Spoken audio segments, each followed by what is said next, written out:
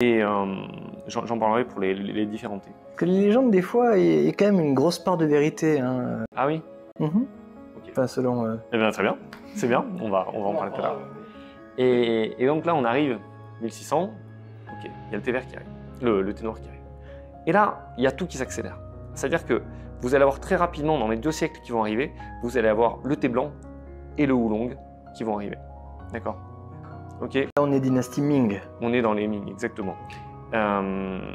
Et donc, on continue comme ça.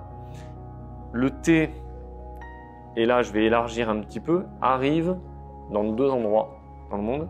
Il arrive en Russie et il arrive aussi en Europe. D'accord. D'accord? Mais c'est à tout petit pas. C'est-à-dire que ce qui est très intéressant, je trouve, c'est que là, on a vu donc la progression un petit peu du thé à travers, on va dire, à travers la culture chinoise. Et là, il se passe plein d'événements et vous allez voir, ça va s'accélérer. On a le premier thé qui arriverait au XVIe siècle, toute fin du XVIe siècle, au Portugal.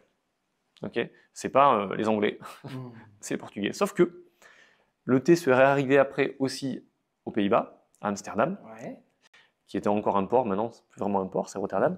Et il arrive également, on est vraiment dans les années 1610-1620, il arrive à Londres. Et en même temps que ça, parce que tout se rajoute, vous avez le café qui arrive. Incroyable.